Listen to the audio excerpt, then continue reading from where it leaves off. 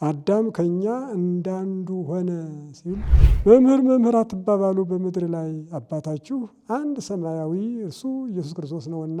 ሶስት ሰዎች ቁመው አየ ነው። በቁጥር ሶስት መባል ሶስትነቱን እንረዳለን። አብርሃም እንደ ቅኔ ተማሪ ወይም ጀማሪ አንድና ብዙ ሲያደርግ እናያለን። እንግዲህ ሶስቱን ሥላሴ ከፊቱ ቁጭ አድርጎ አሳላፊ የሆነ አብርሃም ብቻ ነው። በተለይም በእንግዳ ፊት መሳቅ፣ ትልቅ ሰው ፊት መሳቅ ኃጢአት ነው። አይመት አብርሃም ቤታችን ስለሆነች ሶስትነቱ በሐዲስ ኪዳን እንደተገለጸ ለምን በብሉይ ኪዳን አልገለጠም ቢሉ እስራኤል መሸከም አይችሉም ነበረ፣ ጫንቃ የላቸውም።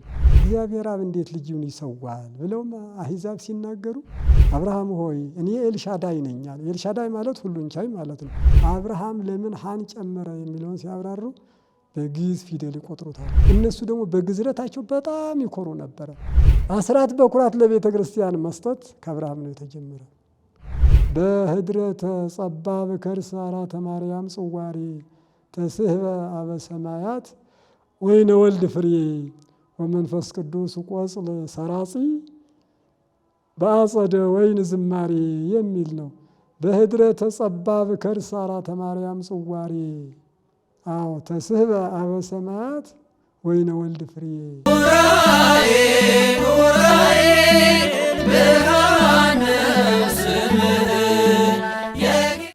በስመ አብ ወወልድ ወመንፈስ ቅዱስ አሐዱ አምላክ በቅድስት ሥላሴ ዘአምኖት ማኅፀን በልዩ ሦስትነት አንድ አምላክ በሚሆነው በአብ በወልድ በመንፈስ ቅዱስ ስም አምኜና ተማጽኜ እክህደከ ሰይጣን በቅድመ ዛቲ እምየ ቅድስት ቤተ ክርስቲያን በዚች በቅድስት እናቴ ቤተ ክርስቲያን ፊት ለፊት ሁኜ አንተ ሰይጣን እክድሃለሁ።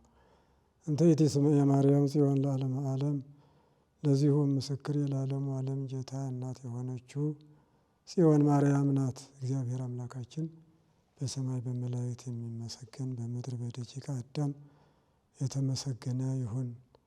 የእግዚአብሔር ቤተሰቦች የእመቤታችን የቅድስት ድንግል ማርያም ቃል ኪዳን ልጆች፣ የነቢያት ሐዋርያት፣ የጻድቃን ሰማዕታት ወዳጆች ሁላችሁም በያላችሁበት ሰላም እግዚአብሔር ይድረስላችሁ።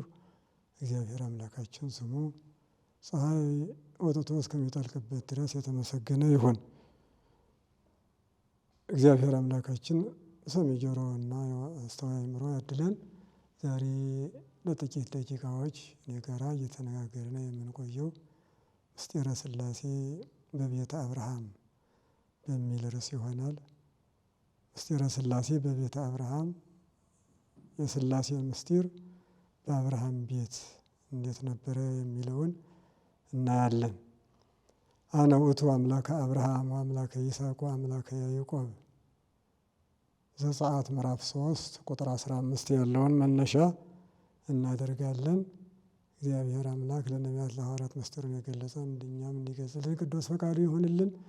ይህን ቃል የተናገረ አምላካችን ጌታችን ኢየሱስ ክርስቶስ ነው። ለመጀመሪያ ጊዜ ሙሴን ወደ ግብፅ ሲልክ ተገልጾ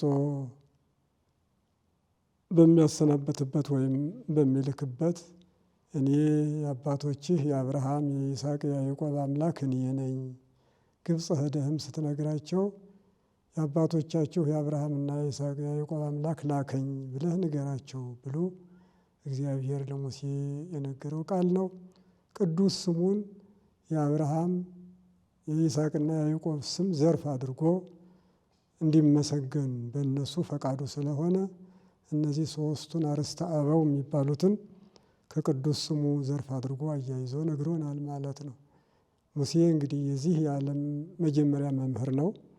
መጽሐፍ ቅዱስን የተቀበለ የመጀመሪያ መምህር በመሆኑ ምስጢረ ሥላሴንም የሚነግረን እሱ ነው።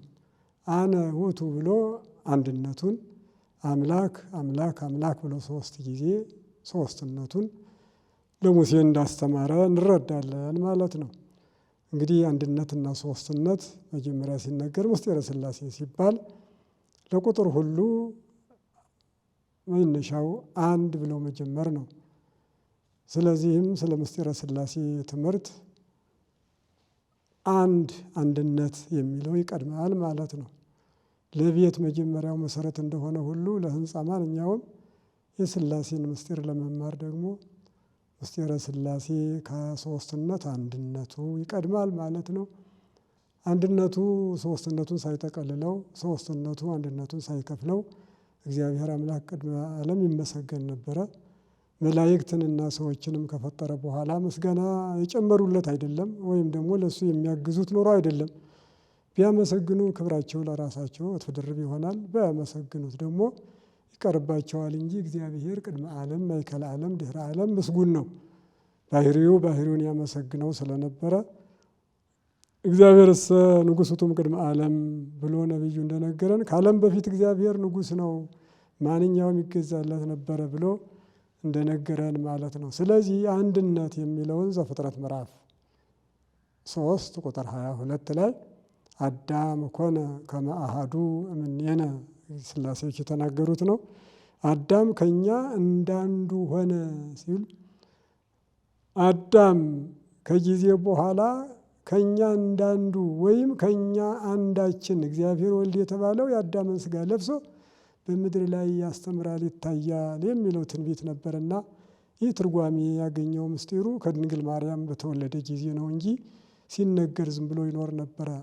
ቃል ሥጋ ኮነ ካለው ጋር አንድ ስለሆነ ዮሐንስ 1:14 ላይ የምናገኘው አዳም ኮነ ከመ አሐዱ እምኔነ ካለው ጋራ ሥጋ ለብሶ ሰው ሆኖ ሲታይ ያ ቃሉ የሥላሴ ተተረጎመ ማለት ነው። የአንድነቱ የሦስትነቱ ምልክት ስለነበረ ዘዳግም 6 ቁጥር 4 ላይ ስማ እስራኤል ከመ አሐዱ እግዚአብሔር አምላክከ ይላል ሙሴ ሲያስተምር። እስራኤል ሆይ እግዚአብሔር አምላክህ አንድ ነውና ስማ፣ ሁሉንም ትምህርቱንም አድምጥ፣ አንድነቱን ተማር ብሎ አስቀድሞ አንድነቱን እንደነገራቸውና እንዳስተማራቸው እንረዳለን። ክርስቶስም ማስተማር በጀመረ ጊዜ አነ ወአብ አሐዱ ንሕነ ዮሐንስ 10:30 ላይ እኔና አብ አንድ ነን። አንድነቱን የሚመለከት ትምህርት መጀመሪያ የሚገባው ይህ ነው፣ መሰረት ስለሆነ ማለት ነው። ወይም ማቴዎስ 23 ቁጥር 10 ላይ ወኢትሰመዩ መምህራነ እስመ አሐዱ ውእቱ መምህርክሙ ሰማያዊ ወኢትሰመዩ አበ እስመ አሐዱ ውእቱ አቡክሙ ሰማያዊ። መምህር አትባባሉ በምድር ላይ አባታችሁ አንድ ሰማያዊ እርሱ ኢየሱስ ክርስቶስ ነውና፣ አባትም አትባባሉ እናንተ አባታችሁ ሰማያዊ እግዚአብሔር ነውና ብሎ አንድነቱን አስቀድሞ ለሐዋርያት እንዳስተማረ እንረዳለን። ለሁሉም ለምስጢረ ሥላሴ ትምህርት ነው ማለት ነው። ለቅድምና ለሁሉም አንድነቱን ካወቀ በኋላ ሦስትነቱን ይማራል ማለት ነው። አንደኛ ምስጢረ ሥላሴ ይባላል። 5ቱ አዕማደ ምስጢርን ነው የምንዘረዝረው። አብርሃም በብሉይ ኪዳን እንዴት ተቀምጦ እንዴት እንደተማረና ገና በሐዲስ ኪዳን የሚጻፉትን 5ቱን አዕማደ ምስጢር ከዚያ ከቤቱ ቁጭ ብሎ እንደተማረ ነው የምናየው ማለት ነው። እኛ ምንማማራቸው እዚህ አስቀድሞ በብሉይ ኪዳን ተጽፎ እንደነበረ ነው የምንረዳው ማለት ነው። ምስጢረ ሥላሴ ይባላል። ምስጢር መባሉ ለሁሉ የማይነገር ምስጢር፣ ድብቅ ሽምቅ ለሆነ ሰው ለቁርጠኛ ሰው የሚነገር ማለት ነው። ባልና ሚስቶች የሚያውቁት ምስጢር አለ። ልጆች የሚሳተፉበት ምስጢር ይኖራል። እንዲሁም ደግሞ ቤተ ክርስቲያን ለልጆቿ ሕዝበ ክርስቲያን ብቻ የምትነግራቸው ምስጢራት ስለሆኑ ምስጢረ ሥላሴ፣ ምስጢረ ሥጋዌ እየተባሉ ይነገራል። ምክንያቱም ለሁሉ አይነገርም፣ አይገባውማ። እነዚህ ቤተ ክርስቲያን ለልጆቿ ብቻ የምትነግራቸው ምስጢራት ስለሆኑ እና አንደኛው ምስጢረ ሥላሴ ይባላል። ዘፍጥረት ምዕራፍ 18 ቁጥር 1 እስከ 15 ድረስ የምናገኘው ምስጢረ ሥላሴ የተዘረዘረ ነው ማለት ነው። ይህ ምንድን ነው የሚለው? ወእምዝ አስተርአዮ እግዚአብሔር ለአብርሃም ታሕተ ዕፀ መምሬ፣ በመምሬ ዛፍ ስር ላይ አብርሃም ተቀምጦ ሳለ እግዚአብሔር ተገለጠለት ይላል። በድንኳኑ አንጻር ሳለ ወናሁ ሰለስቱ እደው ይቀውሙ መልዕልቴሁ፣ እነሆ 3 ሰዎች በፊቱ ቁመው ነበረ ይላል። ይህም አብርሃም በድንኳኑ ፊት ለፊት ተቀምጦ ሳለ በድንኳኑ አንጻር ረጅም ተራራ አለ ይሉታል በትርጓሜው። በዚያ በተራራው 3 ሰዎች ሲወርዱ አየና እንዲሁ ሊቀበላቸው ወርወጣ አብርሃም እየሮጠ ሄዶ ከፊታቸው ሰገደ። እንግዲህ ከሰገደም በኋላ አቤቱ ከፊትህ ሞገስ አግኝቼ እንደሆነ ባሪያህን አትለፈኝ አለው። ካለም በኋላ ውሃ ይምጣላችሁ፣ እግራችሁን ታጠቡ፣ ቁራሽ ይምጣላችሁ፣ ከዚህ ዛፍ ስር ረፉና ከዚያ በኋላ ወደ አሰባችሁበት ትሄዳላችሁ የሚል ቃል ነው የተናገረው። እንግዲህ ይህም ማለት አንድነት ሶስትነት ያለው ማለት ነው። በአካል ሶስት ሆነው ታይተውታል። ሶስት ሰዎች ቁመው አየ ነው። በቁጥር ሶስት መባል ሶስትነቱን እንረዳለን። በፊትህ ሞገስ አግኝቼ እንደሆነ ሲል አንድነቱ፣ ውሃ ይምጣላችሁ ሲል ደግሞ በብዙ አንቀጽ ነው። ይህ ደግሞ ሶስትነቱን የሚመለከት ነው። አብርሃም እንደ ቅኔ ተማሪ ወይም ጀማሪ አንድና ብዙ ሲያደርግ እናያለን። አንድና ብዙ ለምንድን ነው? ያላወቀው ነው አይደለም። የሰዋስው ሕግ በዚህ አያናግርም። አንድ ከሆነ በአንድነት፣ ብዙዎች ከሆኑ በብዙነት። ይሄ ግን የተደባለቀ ይመስላል። ሞገስ አግኝቼ እንደሆነ ባሪያህን አትለፈኝ ብሎ በአንድ ሰው ጠይቆ ውሃ ይምጣላችሁ እግራችሁን ታጠቡ፣ ወናምጽእ ለክሙ ማየ ወንሕጽብ እገሪክሙ እግራችሁን እንጠባችሁ ውሃ ይምጣላችሁ ማለት ሶስትነቱ ነው። እግዚአብሔር ምን አለ? ግበር ከማሁ በከመ ትቤ አለው። እንዳልክ እንደሱ አድርግ አለው። ወዲያውኑ አብርሃም ሳራ ወዳለችበት ድንኳን ሮጠ ነው የሚለው። እዚያም ገብቶ ሳራን ምን አለ? አፍጥኒ ዋብህኢ ሰለስተ መስፈርተ ስንዳሌ ወግበሪ ዳፍንተ አለ። ሳራ ሆይ 3 ቁና መስፈሪያ ሰፍረሽ 1 ዳቦ አድርገሽ ጋግሪ አላት። ቁጥር 6 ላይ የምናገኘው 18:6 ዘፍጥረት ላይ ነው ያለ ነው። ታዲያ ወዲያውኑ ሳራ 3ቱን መስፈሪያ 1 ዳቦ አድርጋ ጋገረች። 1 ዳቦ 3 መስፈሪያ መሆኑ ሶስትነት፣ 1 መሆኑ ደግሞ አንድነቱን። አብርሃም ተምሮ ነበረ፣ ሳራም ተማረች ማለት ነው። ሁለቱ አካላት መለያየት ስለሌለባቸው መጀመሪያ ምስጢረ ሥላሴን የተማሩ አብርሃምና ሳራ ናቸው ማለት። አንድነት ሶስትነቱን አዘዋውሮ እግዚአብሔር በ3 መስፈሪያ በ3ቱ አካላት እያደረገ አንድና ብዙ እያደረገ እየነገረ ነው ማለት ነው። ወዲያውኑ አብርሃም ወደ ወይፈን ሄዶ ከእንስሳት ሄዶ ወይፈን ይዞ መጣ ነው የሚለው። ለሚያርደው ሰጠ፣ አረዳ፣ አወራረዳ፣ አቀረበ። እንደገና ማርና እርጎ አመጣለት ይላል። እርጎና ማር አቅጥቶለት ሥላሴዎች ከፊቱ በሉ፣ እሱ ያሳልፍ ነበረ ይላል። እንግዲህ 3ቱን ሥላሴ ከፊቱ ቁጭ አድርጎ አሳላፊ የሆነ አብርሃም ብቻ ነው። እስካሁን ከአባቶቻችን በረድኤት ያገለግሉ አሉ። በስጋ ግን ከእግዚአብሔር ፊት ቁሞ አሳላፊ የሆነ ሰው ከአብርሃም ውጭ ሌላ አናገኝም ማለት ነው። እና ኦሪት ማር ያለትን ኦሪት ይላታል። ማር ሲታጠቡ ቶሎ የሚለቅ አይመስልም። ነገር ግን ሲታጠቡ ወዲያውኑ ይለቃል። ኦሪት ስትሰራ የማታልፍ መስላ ነበርና አሁን ግን ወዲያውኑ በቃሉ አልፋለች ይላል። ኦሪትን ማር አላት። እርጎ አቀረበ ያለውን ቅቤ ይለዋል። በወንጌል ይመስለዋልና ወንጌል ስትሰራ የምታልፍ መስላ ነበረ። ብዙ ሰው አልተቀበላትም። ኋላ ግን ቅቤ ሲታጠቡት ቶሎ እንደማይለቅ ወንጌልም የማትለቅ ሕግ ሆናለችና የማትጠፋ ሕግ ሆናለችና ይላል። ስለዚህ ኦሪት ወንጌል መጀመሪያ በአብርሃም ቤት ነው የተነገሩ ማለት ነው። በምሳሌነት ትርጓሜው ነው እንዲህ የሚለው ምን በሐተታ ሳይሆን 3ቱ ሥላሴ በአብርሃም ቤት በሉ፣ 2ቱ መላእክት በሎጥ ቤት እንጀራ በሉ፣ ቅዱስ ሩፋኤል በጦቢት ቤት በላ ማለት ይሄ ግብር አምላካዊ ነው። ማንም ሰው አያውቀውም። ይሄ እሳት ቅቤን አቀለጠ እንደማለት እንጂ በሥላሴ ባህሪ በመላእክት ባህሪ ምግብ የማያስፈልጋቸው መሆኑን እንረዳለን ማለት ነው። ሆኖም ግን አብርሃምና ሳራ ምስጢረ ሥላሴን የተረዱ እንደሆኑ እንረዳለን ማለት ነው። ይህ የተተረጎመው መቼ መሰላችሁ?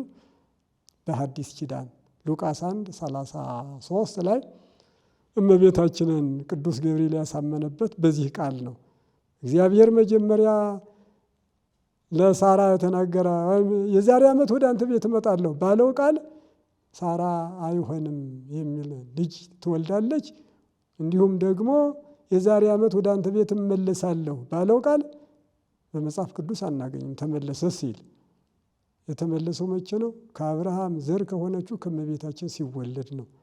እመለሳለሁ ያለው ያ ነበርና። ምክንያቱም በውኑ ለእግዚአብሔር የሚሳነው ነገር አለን የሚል ጥያቄ ቃል ነበረ። ቁጥር 15 ላይ የምናገኘው ለሳራ የተነገረው ማለት ነው።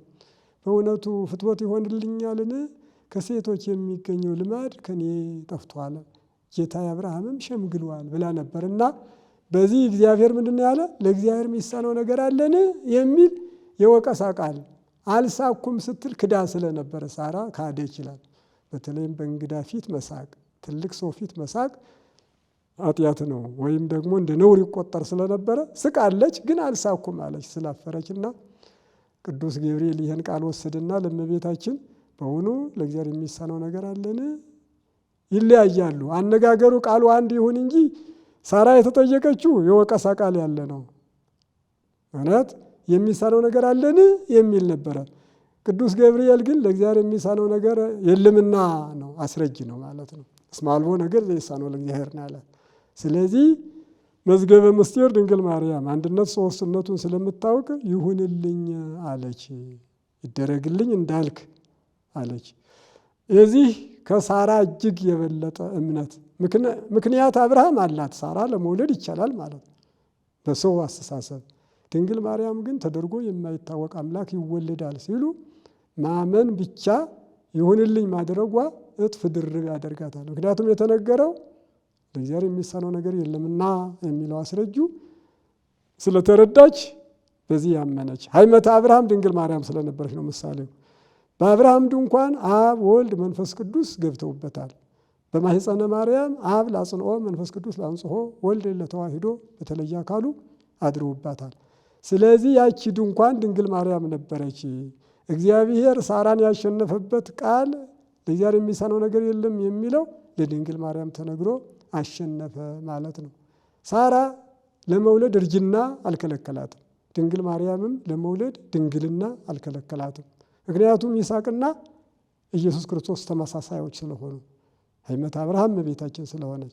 ስለዚህ ነው ቅዱስ ገብርኤል መንፈስ ቅዱስ በላይሽ ላይ ይመጣል ያላስቀድሙ ኃይለ ልዑል ዘኒትወለድ እምኔኪ ብሎ ደግሞ ወልደ እግዚአብሔር ነው ያለው። መንፈስ ቅዱስ እንዳለ ጠቀሰ። ኃይለ ብሎ ኃይል ወልድ ብሎ ደግሞ እግዚአብሔር ወልድን፣ እግዚአብሔር ብሎ ደግሞ እግዚአብሔር አብን ሶስትነቱን ለድንግል ማርያም የተረጎመው ከአብርሃም ቤት የተረጎመው ታሪክ ነበረ ማለት ነው። እየጎላ ሄደ ምስጢሩ። በሐዲስ ኪዳን ነው የጎላው ማለት ነው። በሌላው በዮርዳኖስ ነው።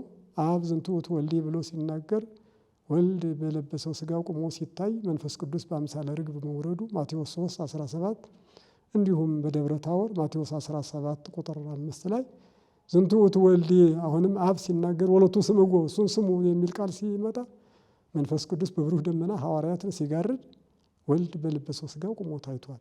በደብረ ታቦር፣ በዮርዳኖስ፣ በድንግል ማርያም እነዚህ ሶስቱ ምስጢረ ሥላሴ በሐዲስ ኪዳን ጎልቶ የታዩ ታላላቆች በዓላት ብለን የምናከብራቸው ነው። የመጀመሪያ በብሉይ ግን አብርሃም ብቻ ነበረ። በላዕሌኪ ወበዮርዳኖስ ወበታቦር 60 ጊዜያት አልቦ ተውሳክ ወይሕጸተ ለውሉደ ሰብእ ያርይ ዘሥላሴሁ ገጻተ ጽጌኪ ድንግል ታምሪሁ ከሰተ ወጸዳሉ አብርሃ ጽልመት አለ አባ ጽጌ ብርሃን የተባለው ድንግል ማርያም ሆይ በላይሽና በዮርዳኖስ በደብረ ታቦርም 3 ጊዜ ጉድለትና ጭማሪ የሌለበትን ለውሉደ ሰብእ ያርይ ዘሥላሴሁ ገጻተ የሥላሴ ገጻትን ወይም ደግሞ ባህሪን ለሰው ልጆች ያሳይ ዘንድ ጽጌኪ ድንግል ድንግል ሆይ አበባ የተባለ ልጅሽ ታምሪሁ ከሰተ ታምሩን ገለጠ ወበጸዳሉ አብርሃ ጽልመተ በጸዳሉ ጨለማ ሲኦልን አበራ በማለት ሶስትነቱ በሐዲስ ኪዳን እንደተገለጸ። ለምን በብሉይ ኪዳን አልገለጠም ቢሉ እስራኤል መሸከም አይችሉም ነበረ፣ ጫንቃ የላቸውም።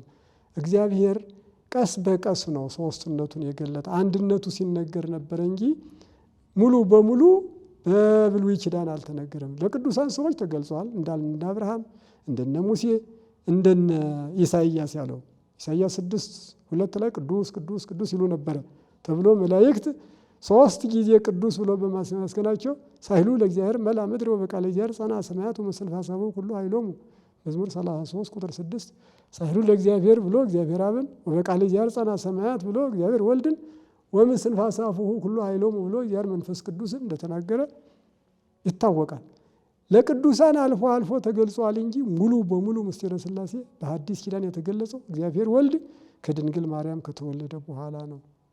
አባ ጎርጎርዮስ የተባለ ሊቅ እግዚአብሔር አምላክ ለእስራኤል ሶስትነቱ ይገለጽ ቢል 3 አማልክት ብለው ወደ ስህተት ይገቡ ነበረ። ለዚህ ነው ያልገለጸላቸው ይላል። እና ምን ይላል? ፀሐይን እኛ እንቅልፍ ተነስተን ትኩር ብለን ብናይ የዓይናችን ብሌን ይጎዳ ነበረ ይላል። የፀሐይን ብርሃን ትኩር ብሎ የሚያይ የለም። ምክንያቱም የፀሐዩ ጨረር ዓይነ ሥጋውን ይጎዳልና። ምስጢረ ሥላሴም ለእስራኤል እግዚአብሔር አስቀድሞ እንዲያውቁ ቢያደርግ ኖሮ ዓይነ ልቦናቸው ይጎዳ ነበረ፣ መሸከም አይችሉም ነበረ። የዓይናችንን ብርሃን ብሌን ከብርሃን ፀሐይ እንዲዋሃድ ቀስ አድርገን እንደምና በብርሃን ከንራይ ብርሃነ ይላል ነብዩ ዳዊት። በብርሃን ብርሃንን እንድናይ አንተ ፍቀድልን እንዳለው በሐዲስ ኪዳን ምስጢረ ሥላሴ በጉልሁ ተነገረ ማለት ነው። ሁለተኛው ምስጢረ ሥጋዌ የምንለው ነው። ዘፍጥረት ምዕራፍ 22 ቁጥር 1 ላይ ያለው ነው። እግዚአብሔር አብርሃምን ፈተነው ይላል። ለምን ፈተነው ቢባል አብርሃም እምነት የሰይጣን ሐሰት ይገለጽ ዘንድ ነው። እግዚአብሔር አምላክ ለመላእክት ቃል ነገራቸው። ምን አለ? በአርክ በዲበ ምድር አብርሃም ፍቁሬ አላቸው። በምድር ላይ አብርሃም የሚባል ወዳጅ አለኝ አላቸውና መላእክት ብፁዕ አብርሃም አርከ እግዚአብሔር፣ ብፁዕ አብርሃም አርከ እግዚአብሔር እያሉ ያመሰግኑት ነበርና ሰይጣን ሰምቶ በሽምግልና ጊዜ የወለደው ልጅ አለ ሰዋልኝ ብትለው እንኳ አይሰዋልህም አለው። ይሰዋልኛል እንጂ ለምን አይሰዋም አለው። የሰይጣን ንግግር ሐሰት ይሆን ዘንድ አብርሃም እውነት ይገለጽ ዘንድ አብርሃም ልጅህን የምትወደውን ይስሐቅን ሰዋልኝ እኔ በማሳይ ተራራ ወስደህ አለው። 22 ቁጥር 1 እስከ 17 ስናነብ የምናገኘው ነው። አብርሃም እግዚአብሔር ሌሊት እንደነገረ ወዲያውኑ ጠዋት እንጨት ሰነጠቀ፣ በአህያ ጫነ። 2 ልጆችን ይስሐቅን አስከትሎ ለሳራ ሳይነግር ለይስሐቅም ሳይነግር እሱ 3 ቀን ገሰገሰ ነው መጽሐፍ ቅዱስ። 3 ቀን ገሰገሰ። አልቅሷል፣ አዝኗል። ብቻውን በአብርሃም ልብ ይስሐቅ ተቀብሯል ማለት ነው። 3 ቀን እዚያ ተራራው ግርጌ ላይ ሲደርስ እናንተ እዚህ ቆዩ ልጄና እኔ ሰግደን እንመለሳለን አለ። ትንቢት ነው። ተራራውን ሲወጣ ለይስሐቅ እንጨቱን አሸከመ። ክርስቶስ ምሳሌ ስለሆነ ከሎሌዎቹ ለአንዱ ሊያሸክም ይችል ነበረ። ሎሌ እያለ የባለጸጋ ልጅ የአብርሃም ልጅ ነው የተሸከመው። የኢየሱስ ምሳሌ ስለሆነ ከሊቶስትራ እስከ ቀራንዮ የሸከመው እሱ ነው። ስለዚህ አይቴሃለሁ በጉ የታለ መስዋዕት የሚሆነው አለ። ያም ምሳሌ ነበረውና ጌታ ሆይ ፈቃድህ ቢሆን እቺ ጽዋ ከኔ ትለፍ ለሚለው ምሳሌ ነበረና ተራራው ላይ ከወጣ በኋላ ጸፈጸፈ፣ መስዋዕት አድርጎ አቀረበ። ይስሐቅን አስሮ አስከቦ በከብዱ ይላል በሆዱ አስተኛው። ሰይፉን መዞ ሊጥለው ሲል መልአክ እጁን ያዘው። አብርሃም ተው፣ በልጅ ደም ዓለም አይድንም አለው፣ አስቀረው። እና ከዚህ በኋላ ነው አብርሃም ቀና ሲል በጾሳቤቅ ታስሮ ነጭ በግ አየው። ወዲያውኑ ይህን ሰዋልኝ ሲል መስዋዕት አቅርቦ በጉን ሰውቷል። ምሳሌ ነበረ። አብርሃም የእግዚአብሔር አብ፣ ይስሐቅ የእግዚአብሔር ወልድ ምሳሌ ነው። ምክንያቱም እግዚአብሔር አብ እንዴት ልጁን ይሰዋል ብለውም አሕዛብ ሲናገሩ እንኳን ልማዱ ሂሩት እግዚአብሔር አብ ይቀርና ሩቅ ቢሲ አብርሃም እንኳ ልጁ ይስሐቅን ሰውቶ የለም እንዴ ሲሏቸው አሕዛብ ያፍሩ ዘንድ ምሳሌውን ለማስቀመጥ አብርሃምን በራሱ ይስሐቅን በልጁ መስሎ እግዚአብሔር አስቀድሞ አብርሃምን ወዷል ማለት ነው። አከበረው። ታሪኩ እንዲነገር ወይም ደግሞ በስፋት እስከ አዲስ ኪዳን ድረስ አብርሃምን በትልቅ ቦታ ለማስቀመጥ ነው፣ ለማስጨነቅ አይደለም። እና ወዲያውኑ ልጆቹ በዚያ ተራራው እግር ስር የቀሩት ፈያታዊ ዘየማን ፈያታዊ ዘጸጋም ምሳሌ ናቸው። አህያው አድገ ሆሳዕና ምሳሌ ነው። ይስሐቅ የእግዚአብሔር ወልድ፣ አብርሃም የእግዚአብሔር አብ እንዳልነው አብርሃም የያዘው ሰይፉ ኩናተ ለንጊኖስ ይሉታል። ክርስቶስ ጎድኑ የተወጋበት ምሳሌ ነው።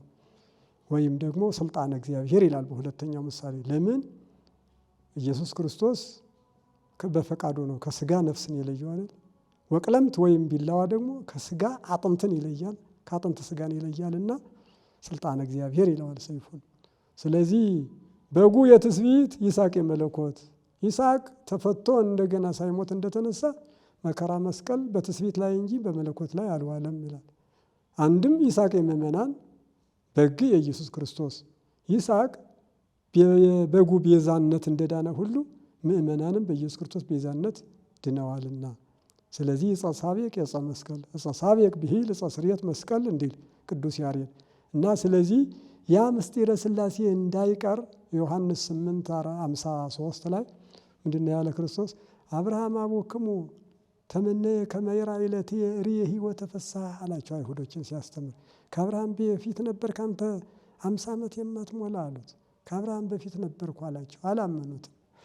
እና እኛስ የአብርሃም ልጆች ነን አሉ። የአብርሃም ልጆች አይደላችሁም። የአብርሃምና ልጅ ብትሆኑ አብርሃም የሰራውን ትሰሩ ነበረ። አብርሃም ቀኔን ሊያይ ወደደ፣ አይቶም ደስ አለ። የትኛው ቀን ነበረ? ዕለተ ዓርብ ነበረ። እዚያም ሞሪያ ተራራ ይስሐቅን ይዞ የወጣው ዛሬ ቀራንዮ ነው። እዚያ ሆኖ አሻግሮ ቀራንዮ የሚሰዋውን እግዚአብሔር ወልድን አይቶ ደስ ብሎት ነበረ። ስለዚህ ጌታችን ኢየሱስ ክርስቶስ በብሉይ ኪዳን በግ ሆኖ የመጣው ዛሬ ደግሞ ሥጋ ማርያምን ለብሶ በቀራንዮ የሚገኝ እሱ ስለሆነ አብርሃም አባታችሁማ ቀኔን አይቶ ዕለተ ዓርብን ደስ ብሎታል፣ በትንቢት በነጸር አይቷል ብሎ ነው የነገራቸውና በአዲስ ኪዳን ያ አብርሃም አይቶ የተደሰተባት ዕለተ ዓርብ ነበር። ዓለም የደናባት ማለት ነው። ይስሐቅ አምሳያ ሆኖ ጌታችን ኢየሱስ ክርስቶስ መስቀል ተሸክሞ ወይም የጾሳቤቅ አምሳሌ የሆነው አክሊለ ሦክን ተሸክሞ የታየበት ማለት ነው። ሌላው ሶስተኛው ምስጢረ ጥምቀት ነው። ዘፍጥረት ምዕራፍ 17 ቁጥር 1 ላይ አብርሃም 99 ዓመት ሲሆን እግዚአብሔር ተገለጸ ይላል። ለምን 99 ዓመት ሲሆን ተገለጸ? እስከዚህ ድረስ ቆይቶ ሳራ 90 ዓመት ስትሆናት እሱ 99 ዓመት ሲሆን ሰው ተስፋ ቆርጦ እንግዲህ ወዲህ ልጅ አላገኝም ብሎ ከጨረሰው በኋላ ማለት ነው። ይህ በእግዚአብሔር የተደረገ እንጂ በሰው አልተደረገም ብሎ ሰዎች ያምኑ ዘንድ ሟጠው ሕሊናቸውን ሁሉን ከተዉ በኋላ መውለድ ትችላለህ አለና እግዚአብሔር በሰው የማይቻለው በእግዚአብሔር የሚቻል መሆኑን ለማሳየት ነው። ሌላው 99 ዓመት የሚለው ይስሐቅ በአዳም ፈንታ የገባ ነው። 99 መላእክት ብቻ ጎድሎ ስለነበረ ከቁጥር አዳም ገብቶ ነበር። አዳም ደግሞ ወድቆ ነበርና ይስሐቅ የእግዚአብሔር ወልድ ምሳሌ ነው ስላልነ የእግዚአብሔር ወልድ ምሳሌ የሆነው ይስሐቅ ሲገባ 99ኙ 100 ይሞላል ማለት። ስለዚህ 99 ዓመት ሲሆን ይስሐቅን እሰጥሃለሁ ትወልዳለህ ብሎ ለአብርሃም የሰጠበት ነው። አብርሃም ሆይ እኔ ኤልሻዳይ ነኝ አለ። ኤልሻዳይ ማለት ሁሉን ቻይ ማለት ነው። በፊት የተመላለስ ፍጹም ሰው ሁን አለው። ለበረከት ትሆናለህ፣ የብዙዎች አባት ትሆናለህ አለው። ስምህ ግን አብርሃም ሳይሆን አብርሃም ይባላል አለው። ስምህ ግን ይቀየራል። አብርሃም ሳይሆን አብርሃም ይባላል አለው። አብርሃም ማለት አበው ሁዳን የጥቂቶች አባት ማለት ነው። አብርሃም ማለት ግን የብዙዎች አባት ማለት ነው። ስለዚህ የብዙዎች አባት ትባላለህ እንጂ የጥቂቶች አባት ተብለህ አትቀርም አለው። የብዙዎች አባት ምን ማለት ነው? የብዙዎች አባት አንድ ልጅ ሳይኖረው ግን አልወለድም እኮ ይስሐቅንም የብዙዎች አባት አድርግሃለሁ ብሎ ቃል ስለገባ ስምህ ይቀየራል አለው። ቁጥር 7 ላይ የቁልፈታችሁን ሥጋ ትገረዛላችሁ። ይሄ ነው ትልቁ ቃል ኪዳን የጥምቀት ምሳሌ የሆነው። ትገረዛላችሁ፣ የሰውነታችሁን ጫፍ እያንዳንዱ ወንድ የሆነ ትገረዛላችሁ። ስለዚህ ነው አስቀድመህ ግን ስምህ ይቀየራል አለው። ኢሳይያስ 55 ቁጥር 15 ላይ እግዚአብሔር ባሪያዎቹን በሌላ ስም ይጠራል ይላል። እግዚአብሔር ባሪያዎቹን ገብረ ሥላሴ፣ ወለተ ሥላሴ፣ አመተ ሥላሴ፣ ገብረ እግዚአብሔር፣ ወለተ እግዚአብሔር የሚባሉትን በሌላ ስም ይጠራቸዋል። አባት እናት በሚያመጣው ሳይሆን በራሱ ስም ዘርፍ አድርጎ ይጠራቸዋል ብሎ አስቀድሞ ኢሳይያስ ተናግሮ ነበረ። ክርስቶስ በሐዲስ ኪዳንም ጠርቷቸዋል። ስምዖንን ጴጥሮስ በማለት ታዲዮስን ልብድዮስ፣ ዲዲሞስን ቶማስ፣ ሌዊን ማቴዎስ እያለ ሐዋርያትን ብዙ ስማቸው ቀይሯቸዋል። ይህ ስም መለወጥ ግዴታ ያለበት ነው። አብርሃምንም አንድ ፊደል ነው የጨመረለት አብርሃም ሀሌታው ሀ የመጀመሪያው ፊደል ማለት ነው። በአስረስ የኔነህ የተባሉ ኢትዮጵያዊ ሊቅ የጻፉት አለ ካም መታሰቢያ የሚባል እዚያ ላይ እያንዳንዱ ፊደል በቁጥር ዋጋ አለው።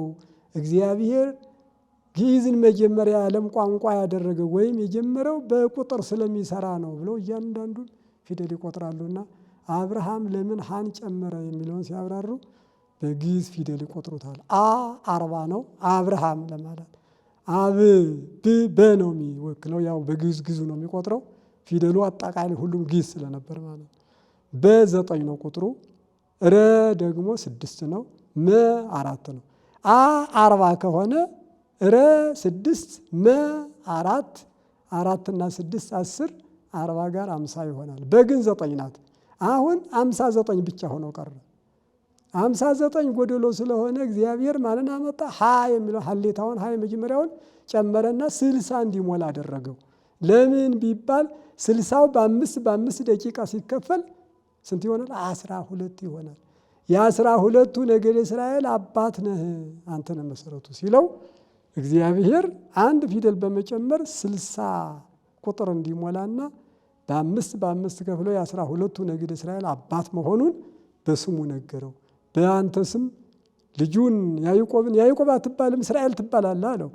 ልጆቹ አሁን ዛሬ እስራኤል እየተባሉ ነው የሚጠሩ። በአባታቸው ስም ነው። ያዕቆብ ነው እስራኤል የተባለ እንጂ እነዚህ ልጆቹ አልነበሩም። ግን በአባታቸው ስም መጠራት ከአብርሃም ጀምሮ የመጣ ስርዓት ነው። ሰው ሲጠመቅ ክርስትና ሲገባ መጀመሪያ የሚሰጠው ስም ቄሱ ዛሬ ከእግዚአብሔር ከአብርሃም ከያዕቆብ ጀምሮ የመጣ ነው ማለት ነው። ስለዚህ ሸለፈታችሁን ትገረዛላችሁ አለው። ለምን? ሸለፈት መገረዝ ትርፍ ኃጢአት ነው። እዚያ ከአካሉ የተለየች ተፈጥሮ ሸለፈት ነው ያላት። ያቺ የኃጢአት ምልክት ናት።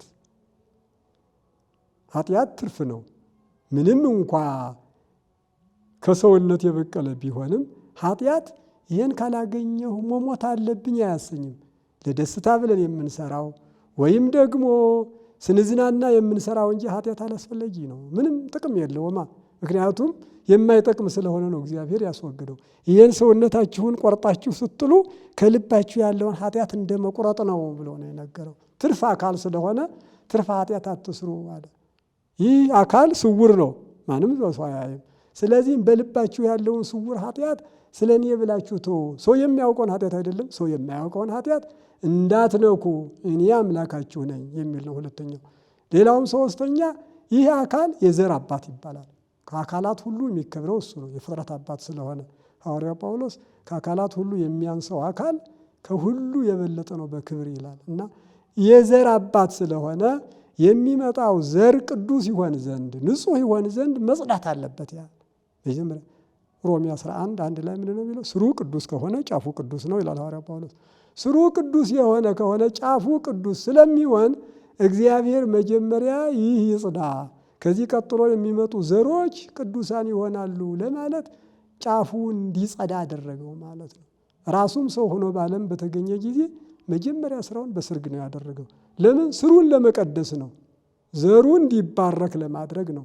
ዘሩን ባረከው በሰርግ ውሎ ወይም አብርሃም ዘር እንዲባረክ ያ የሚገኘውን ዘር ቀደሰው ማለት ነው። ሌላው ምክንያት ሰው ሲገረዝ ደም አለው፣ ሕመም አለው።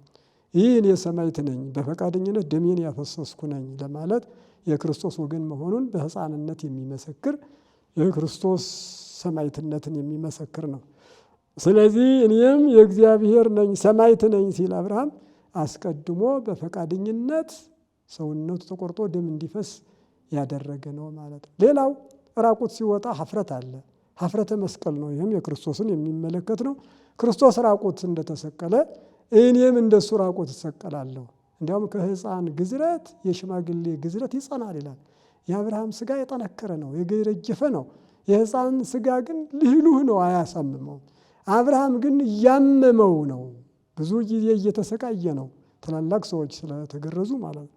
እና ስለዚህ ሀፍረተ መስቀልን ወይም ደግሞ ደመ ክርስቶስን ለመመልከት የተሰጠ ነው ማለት ነው። እና በዚሁ አይነት ግዝረት ለጥምቀት ተመስሏል ማለት ነው። ቆላስይስ 2:12 ላይ ቀድሞ በአባታችሁ በአብርሃም እንደተገረዛችሁ ሁሉ አሁን ደግሞ በክርስቶስ ተጠምቃችኋል፣ እንዲሁም በክርስቶስ ተቀብራችኋል ይላል።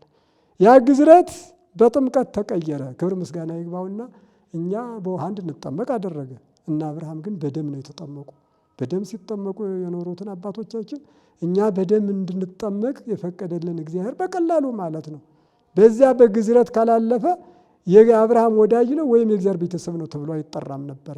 ይህን ግዝረት በጣም እስራኤላውያን የሚያከብሩት የክርስትና ግሩዝ ነኝ ካለ የአብርሃም ትውልድ ነው፣ ቆራጥ ነው።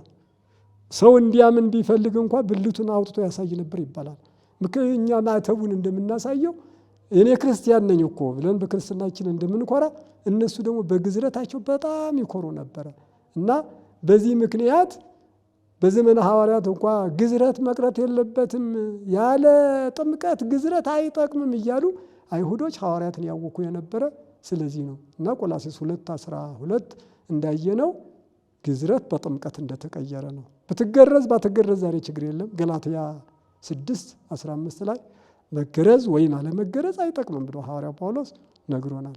ዛሬ በጥምቀት ብቻ ባትጠመቅ ትጠየቃለህ፣ ባትገረዝ ግን አትጠየቅም። ብትገረዝ መልካም ነው፣ ንጹሕ ትሆናለህ፣ ጽዳት ትጠብቃለህ። ባትገረዝ ግን በዚህ ምክንያት ኩነኔ የለም። በጥምቀት ካልተጠመቅ ግን ትጠየቃለህ። ምክንያቱም ኢየሱስ ክርስቶስ አድሶታል ነው። ባደሰው ስርዓት መሄድ ክርስቶስ በሰራው። ሌላው 8 ቀን መሆኑ ነው። 8 ቀን አደረገው። 8ኛ ቀን እንዲገረዝ እግዚአብሔር ነው የወሰነው። ይሄ ሰው አይደለም። ደም የሚረጋበት ቀን ይላሉ። 7 ወይም ደግሞ 6 አላደረገም። ይሄ ብዙ ደም ይፈስ ነበርና ይላሉ አባቶች። ወይም 9 ቀን ወይም 10 ቀንም አላደረገም። ይሄ ደግሞ ስጋው ጠንክሮ ሕፃኑ ያመው ነበርና እግዚአብሔር በሚያውቀው ደም በሚረጋበት ቀን 8ኛ ቀን ተገረዝ አለው። 8ኛ ቀን እስከ ዛሬም ድረስ በዚያ ነው ሕፃን የሚገረዘው። እግዚአብሔር በወሰነው ደም በሚረጋበት ብዙ ደም እንዳይፈስ ሕፃኑም እንዳያመው ማለት ነው። ሌላው 8ኛ ቀን መሆኑ ክርስቶስ የተነሳበት በ8ኛው ቀን ነው። ይህ ዓለም ያልፈው በ8ኛው 8000 ሲያልፍ ነው። ለሚመጣው ዓለም እጮኞች ናችሁ፣ ወደፊት ለሚመጣው ዓለም የተዘጋጃችሁ ክርስቲያኖች ናችሁ ለማለት 8ኛው ቀን በግዝረት እንዲከበር እግዚአብሔር ለአብርሃም ነግሮታል ማለት ነው። 3ኛው ምስጢረ ጥምቀት የምንለው እኛ ተጠምቀን የእግዚአብሔር ልጆች የምንሆንበት ምስጢር ይሄ ነው። ስለዚህ ዘፍጥረት 17 ከ1 እስከ 17 ላይ ያለውን አብርሃም ብቻ አይደለም የተቀየረው፣ ሶራ የነበረችውም ሳራ ይሆናል።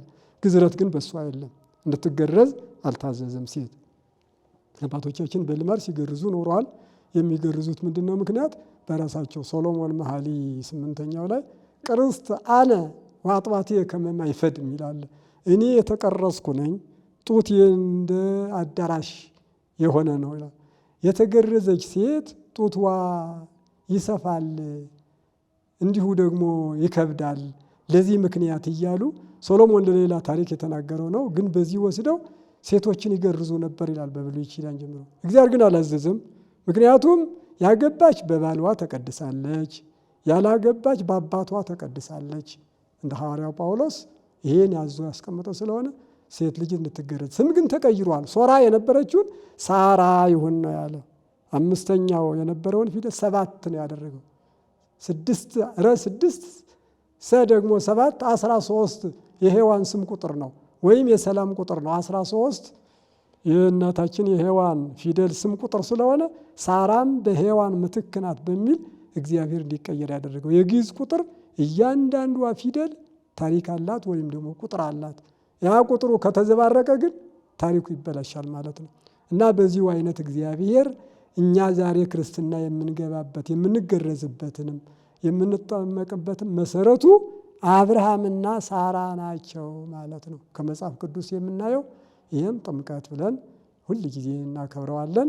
የእሱ ልጅነትን እናገኛለን። የእሱ ልጆች ካልሆነ ደግሞ በልደት ካልተወለድን ርስት አንወርስም። ልጅ ርስት ይወርሳል።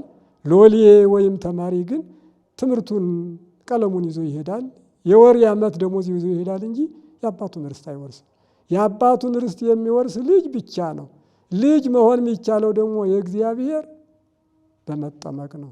1ኛ ቆሮንቶስ 11 ቁጥር 5 ላይ ወሀበነ ሀረቦነ ርስትነ ይላል። የርስታችንን መያዣ ሰጠን። ስንጠመቅ ቀብድ እንከፍላለን ወይም ደግሞ መያዣ ይባላል። አንድ ውድ ዕቃ ለመግዛት ሄደህ ገንዘብ ከሌለ ትንሽ ትሰጥና ይቀመጥልኝ ሌላ ቀን መጥቼ ወስደዋለሁ ትላለህ። ልክ ስንጠመቅ ያቺ ቀብድ ነው የምንሰጠው። በህይወታችን ልክ መልካም ስራ፣ ምግባር፣ ሃይማኖት፣ ህግ ሌላውንም እየጠበቅን እየተራቀምን ነው ስንሞት መንግስት ሰማይ የሚሰጠን በዚያች ቀብድ መነሻነት ነው። ቀብድ ካልከፈልነ ግን ዕቃው ይሸጣል ለሌላ ሰው። ካልተጠመቅነ ምንም መያዣ ወይም ደግሞ ቀብድ የለንም ማለት ነው። ሁሉም ተጠምቆ ግን በአብርሃም በተመሰረተው ክርስቶስ ባደሰው ስርዓት ከሄድነ ግን እና ልጆች ነንና ወሀበነ ሀረቦነ ርስትነ እንዳለው የርስታችንን መያዣ ሰጥቶናል እንዳለን እያንዳንዱ መያጃውን ቀብድ ከፍሎ እንዳይቀርም እስከ ዕለተ ሞቱ ድረስ መልካም እየሰራ ዕለተ ሞቱን መጠበቅ አለበት ማለት ነው። ሌላው አራተኛው ምስጢረ ቁርባን የምንለው ነው። ዘፍጥረት ምዕራፍ 14 ቁጥር 12 ጀምሮ ያለው ነው። በተለይም ቁጥር 18 ላይ መልከጼዴቅ ጋር የተገኘበት አብርሃም በቤቱ ሳለ አንድ ምርኮ የመለጠ ሰው ሮጦ ደረሰ ይላል። አብርሃም ሆይ ወንድምህን ሎጥንና ሀብቱን ንብረቱን እነ ነገሥተ ኮሎዶ ጎሞር የተባሉ ነገሥታት ማርከው ሄዱ ብሎ ነገረው። አብርሃም በቤቱ ያሉትን ወጣቶችን ሲቆጥር 318 ሰዎች ሆኑለትና እነዚህን ይዞ በሌሊት ዘመተ፣ ድል አደረገ ይላል። እግዚአብሔር ከእርሱ ጋር ስለሆነ 4 ታላላቅ ነገሥታቱን ያ ሰራዊት የሰበሰቡትን 318 ብላቴናዎች ይዞ አሸነፋቸው፣ ድል አደረገ። ሎጥን መለሰ፣ መናፍቃንን እነዚያ ከሃዲዎችን አሳደደ ይላል እና ምሳሌ ነበረ። አብርሃም የኢየሱስ ክርስቶስ ምሳሌ ነው። 318 በኒቅያ የተሰበሰቡ ሊቃውንት ናቸው። ሎጥ የሃይማኖት ምሳሌ ነው። እግዚአብሔር ኢየሱስ ክርስቶስ በ318 ሊቃውንት ላይ አድሮ ሃይማኖት ኦርቶዶክስን መልሷል። እነ አርዮስ የበከሏትን የተሰደዱ እነዚህ ነገሥታት የመናፍቃን ምሳሌዎች ናቸው። አርዮስና ተከታዮቹ ተወግዘዋል፣ አብርሃም እንዳባረረ ማለት ነው። ደስ አለውና አብርሃም ወደ እግዚአብሔር ጸለየ ይላል። በመዋዕሌኑ ትፌኑ ወልደከ ወሚመ ታርየኒ ኪያሃ ለተ። እግዚአብሔር አምላክ ሆይ ልጅህን በዘመኔ ትልካለህ ወይስ አርአያውን ምሳሌውን ታሳየኛለህ አለው ቢደሰት። አኮ ዛሬከ ኪያሃ ለተ አላ አምሳሊሃ፣ ምሳሌዋን ነው እንጂ ያችን ቀን አላሳይህም። እድዎ ለዮርዳኖስ ወትረክቦ ለመልከጼዴቅ፣ ዮርዳኖስን ተሻግረህ ሂድ መልከጼዴቅን ታገኛለህ አለው። አብርሃም እግዚአብሔር እንዳዘዘው አደረገ። በቅዳሴው ጎርጎርዮስ በመሶብ ህብስቱን በፊጨን ወይኑን መቁረጭትን ይዞ ሄደ ይላል። በሆሳዕና የሚቀደሰው ጎርጎርዮስ ቅዳሴ ይዘው ሄደ ይላል። በሌላው ታሪክ ደግሞ መላእክት መስዋዕት ያመጡለት ነበረ፣ ስንዴና ወይን ይላል ለመልከጼዴቅ ማለት። መቁረጭት ይዞ የሄደው ለምንድን ነው? የእጁን የእግሩን ጥፍር ቆርጦ ራሱን ላጭቶ ነው መልከጼዴቅ ስጋ ወደሙ የሰጠው። ዛሬ የሚጠመቅ ሕፃን ራሱን ላጭቶ ማምጣት እናቶች አባቶች ራሳቸው አስበው የአብርሃም ስርዓት ስለሆነ ያ ሕፃን ሳይለጭ ከነፀጉሩ አይመጣም። የአብርሃም ስርዓት ነው ማለት ነው። እና ጥፍሩን እግር እጅ ቋንቋ ባይቆጥር የራሱ ፀጉር መላጨት ስርዓት ያለው ነው። እና በዚሁ አይነት እድዎ ለዮርዳኖስ ብሎ ነበርና አብርሃም የተጠማቅያን ክርስቲያኖች ምሳሌ ነው። ዮርዳኖስ የጥምቀት ምሳሌ ነው። መልከጼዴቅ የቀሳውስት ህብስተ አኮቴት ጽዋ በረከት የስጋው የወደሙ ምሳሌ ነው ማለት ነው። መልከጼዴቅ ስጋ ወደሙ ህብስተ አኮቴት ለመልከጼዴቅ ሰጠው፣ ተቀበለ። መጀመሪያ የቆረበ በኦሪት የነበረ ክርስቲያን አብርሃም ብቻ ነው። ከካህኑ መልከጼዴቅ እውነተኛ ካህን መልከጼዴቅ፣ እውነተኛ ምእመን አብርሃም የተገናኙበት ታላቁ በእውነት በቤተ ክርስቲያን ስርዓት የተመሰረተው ወንጌል ተሰብካ ነበርና ይላል ገላትያ 2:8 ላይ አስቀድሞ ለአብርሃም ወንጌል ተሰብኮ ነበርና ያለው ሐዋርያው ጳውሎስ። ወንጌል መቼ ነው ለአብርሃም የተሰበከው ሲባል በወንጌል የሚሰራው በስንዴና በወይን የምናስታኩተው ስጋ ወደሙ በመልከጼዴቅ ጊዜ አብርሃም ተቀብሎ ነበርና ወንጌል ማለት ያ ነው፣ ተሰብኮ ነበረ ብሎ ያንን ይነግረናልና። ስለዚህ አብርሃምን ባረከው። ወቡሩክ እግዚአብሔር ዛግብኦሙ ለጸላእትከ በውስተ እዴከ፣ ጠላቶችህን በእጅህ ላይ የጣለልህ እግዚአብሔርም ቡሩክ ነው። አብርሃምን መረቀ፣ እግዚአብሔርን አመሰገነ መልከጼዴቅ። ስለዚህ ወወሀቦ አስራተ እድም ኩሉ ይላል። አብርሃምም ካለው ሁሉ 10 እጁን ለመልከጼዴቅ ሰጠ ይላል። አስራት በኩራት ለቤተ ክርስቲያን መስጠት ከአብርሃም ነው የተጀመረ። እርግጥ ሕጉ የተጻፈው በሌዊ ነው፣ በልጅ ልጁ ማለት ነው። ሌዊ የያዕቆብ ልጅ ነው አይደለ? ገና ሌዊ በአብርሃም ወገብ እያለ ገና ሌዊ ሳይወለድ አብርሃም የልጁ ታሪክ ወደፊት የሚጻፈውን አስራት በኩራት የከፈለ አብርሃም ነው ለቤተ ክርስቲያኒቱ። ዛሬ ለቤተ ክርስቲያን አስራት በኩራት እየከፈሉ ስጋ ወደሙ እየተቀበሉ የሚኖሩ ምእመናን የአብርሃም ልጆች ናቸው ማለት ነው። ስጋ ወደሙ የተቀበሉ ከካህን ጋር የሚኖሩ ልክ ከዚያ የምናየው ይህ ነው። የዮሐንስ ወንጌል 6ን ማንበብ ነው። በተለይም 52 ላይ አማን አማን እብለክሙ እመ ኢበላዕክሙ ሥጋሁ ለወልደ እጓለ እመሕያው አልብክሙ ሕይወት በላዕሌክሙ። እውነት እውነት እላችኋለሁ የሰው ልጅ የተባለ ኢየሱስ ክርስቶስ ሥጋውን ደሙን ካልበላችሁ ካልጠጣችሁ በራሳችሁ የተነሳ ሕይወት የላችሁም ነው ያለ። ሕይወት እንዲኖረን እንደ መልከ ጼዴቅ የታደሰውን አሁንም በብሉይ ወደ ሐዲስ በብሉይ ወደ ሐዲስ ነው እየሄድን ያለ ነው እና በሐዲስ ኪዳን የታደሰውን ያኛውን ሥጋ ወደሙ ክርስቶስ ራሱ ተገኝቶ እኔ በመለኮት ሕያው እንደሆንኩ እናንተ ደግሞ በእኔ ሕያዋን ትሆናላችሁ ነው። መለኮት የተዋህደውን ነፍስ የተለየውን ሥጋ የምንቀበለው እንደ እርሱ ሕያዋን እንድንሆን ነው እርሱ እንደነገረን ማለት ነው። አምስተኛው ምስጢረ ትንሣኤ ሙታን የሚለው ነው። ይህም አብርሃም ያደረገው የተቀበለው ነው የምናየው። ዕብራውያን 11 ቁጥር 17 እስከ 19 ላይ ምንድን ነው የሚለው? አብርሃም ልጁን ይስሐቅን በሰዋ ጊዜ በእምነት አቀረበ ይላል። በእምነት አቀረበ። ስለዚህም አብርሃም ባደረገው ሁሉ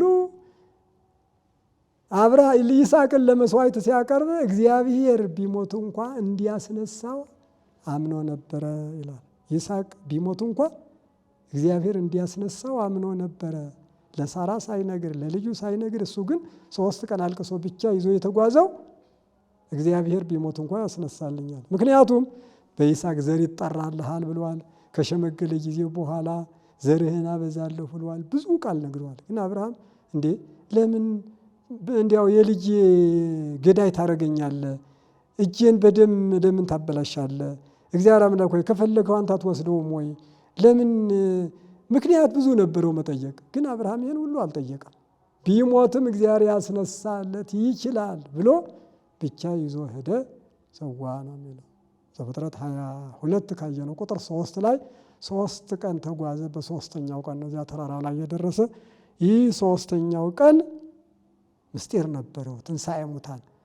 ረቡዕ ምክረ አይሁድ ተፈጽሞ ዕለተ ዓርብ የመሰቀሉ ምሳሌ ነው ይላል። አብርሃም የተጓዘበት ያ 3 ቀን ከዕለተ ረቡዕ ዕለተ ዓርብ ክርስቶስ የመሰቀለ ወይም አንድም ከተሰቀለበት ዕለተ ትንሣኤ እሁድ ድረስ የ3 ቀን ምሳሌ ነው ይላል። ምክንያቱም ይስሐቅ አልሞተም፣ ተነስቶ ሄዷል። በጉ ነው የተሰዋው እንጂ በይስሐቅ ተነስቶ ሲሄድ ከማሰሪያው ተፈቶ ትንሣኤ ሙታንን አሻግሮ አይቷል ማለት ነው። በበጉ መሞት ወይም መሰዋት ሞትን ተረዳ፣ በይስሐቅ መነሳት ደግሞ ትንሣኤን ተረዳ፣ አወቀ ማለት ነው። ስለዚህ 3 ቀን መሆኑ በ3ኛው ቀን በአብርሃም ልብ ይስሐቅ 3 ቀን ተቀብሯል ማለት ነው። ልብ አብርሃም የመቃብር ምሳሌ፣ 3 ቀኑ የትንሣኤ ምሳሌ ይላል መጽሐፍ። በሌላው ዘጸአት ምዕራፍ 5 ቁጥር 3 ላይ ሙሴ ለፈርዖን የነገረው ከአሮን ጋር ምን ነበረ? አምላከ ዕብራውያን ጸዋአነ ወአዘዘነ ከመ ንሑር እንከ ምሕዋረ 3 ዕለት ነው። 3 ቀን ሄደን በዓሉን እንድናከብር እንድናመልክ የዕብራውያን አምላክ አዞናል አለው። እግዚአብሔር ማን ነው? እግዚአብሔርን አላውቅም እስራኤልን አልለቅም አለ ፈርዖን። ግን 9 መቅሰፍት እንዲመጡ ያደረገ። ሙሴ ግን የነገረው ምንድን ነው? 3 ቀን እንድንሄድ አዞናል። የትንሣኤ ምሳሌ ነው 3 ቀን። ዘጸአት 15ም ከ3 ቀን በኋላ ውሃ ፈልገው አገኙ ይላል። እንዲሁ ኢያሱ 3:14 ከ3 ቀን በኋላ ኢያሪኮን ወረሱ ይላል። እንዲህ የ3 ቀን ሆሴ ምዕራፍ 6 ላይ በ3ኛው ቀን ያስነሳናል አለ ሆሴ። ስለዚህ የእሱ ትንሣኤ እኛ ትንሣኤ ስለሆነ 3 ቀን የሚለው በዕብራውያን ዘንድ ወይም ከይስሐቅ ጋር የተያያዘ ምሳሌ ምልክት ነበረው ማለት ነው። ስለዚህ ነው ክርስቶስ ዮናስ በከርሰ አንበሪ 3 ቀን 3 ሌሊት እንዳደረ የሰው ልጅ ደግሞ በከርሰ መቃብር 3 ቀን ሌሊት ውሎ አድሮ ይነሳል ይገባዋል ብሎ ያስተማረን ማቴዎስ 12:41 ላይ እና ስለዚህ ምስጢረ ትንሣኤ ሙታንንም አስተምሯል እግዚአብሔር በይስሐቅ በኩል። አብርሃም፣ ይስሐቅ ወይም ሳራ ምስጢረ ትንሣኤ ሙታንን ተምረዋል የሚል ነው። እኛ አሁን ምስጢረ ሥላሴን፣ ምስጢረ ሥጋውያን፣ ምስጢረ ጥምቀትን፣ ምስጢረ ቁርባንን፣ ምስጢረ ትንሣኤ ሙታንን እንዳየነ ሁሉ እኛ እነዚህን 5ቱን አዕማደ ምስጢር የያዘ ምንድን ነው ይላል መጽሐፍ? እግዚአብሔር አባቴ መንግሥተ ሰማያት ርስቴ ብሎ የአባቱን ርስት እንደሚወርስ ሀረገ ትውልድ የማይቆጥር ትውልድ እኮ አይወርስም፣ ወደ ገነት ቀጥታ ይገባል ማለት ነው። 5ቱ አዕማደ ምስጢርን የማያውቅ ትውልድ ያልተማረ ግን የእግዚአብሔር ልጅ ነው ተብሎ መነገር አያስደፍርምና ከአብርሃም የምንማማረው እነዚህን 5ቱን ግዴታ ይሆናል ማለት ነው። እና በአብርሃም ሶስትነቱን በተለይ አንድነቱን ማወቅ የሕፃናት ትምህርት እንደሆነ ሁሉ ቅድምናው እንዲሁ ደግሞ የመጻሕፍትን መጀመሪያ መጽሐፍ በስመ አብ ወወልድ ወመንፈስ ቅዱስ የሚለው መጽሐፍ የማይል የለም። ሥላሴ በ7 ቀን ብቻ አይደለም የሚከበሩ በሰዓት በደቂቃ በስመ አብ የማይልበት ማለት ጠዋት ማታ ሲነሳ በየቀኑ የማይል ስለሌለ አንድነት ሶስትነቱ ሁል ጊዜ ዕለት ዕለት ሲመሰገን የሚኖር ነው ማለት ነው እና በእውነቱ በጉንድ በአብ በሐሊብ እነ ሕርያቆስ ሳይመስሉ ሳራ ወተት አቅርባ ወይም ደግሞ እነ ሙሴ በስንዴ ቁርባን ሳያቀርቡ ሳራ አቅርባ ዲያቆናዊት ተብላ የስንዴ ቁርባን ያቀረበች የወተት ሶስትነትን አውቃ ያቀረበች ሳራ ከነ ሙሴ ከነ ሕርያቆስ መጀመሪያ ምሳሌ ሆና የተገኘችው አብርሃም ጋር ሶስትነት አንድነቱን የተረዱ ስለሆነ እኛም እንድንረዳ የሚለው ነው ዛሬ የሚነግረን። አንድ አምላኬ ልበልና ለሚያውቁት ሰዎች ልማድ ስላለ እንዲያውቅር እንዳይላቸው እንዳይበዛባችሁ አንኛውም ግን በህድረተ ጸባብ ከርስ አራተ ማርያም ጽዋሬ ተስህበ አበ ሰማያት ወይነ ወልድ ፍሬ ወመንፈስ ቅዱስ ቆጽል ሰራጺ በአጸደ ወይን ዝማሬ የሚል ነው። በህድረተ ጸባብ ከርስ አራተ ማርያም ጽዋሬ አዎ ተስህበ አበ ሰማያት ወይነ ወልድ ፍሬ አለ። ወመንፈስ ቅዱስ ቆጽል ሰራጺ አዎ የወልድ ፍሬ እና የሰራጺ የመንፈስ ቅዱስ ቅጠል ወይን የሰማያት አባት እግዚአብሔር አብ ማለት ነው። በሸክም ማርያም አልጋ በጠባብ ሆድ ህድረት ተሳበ አደገ።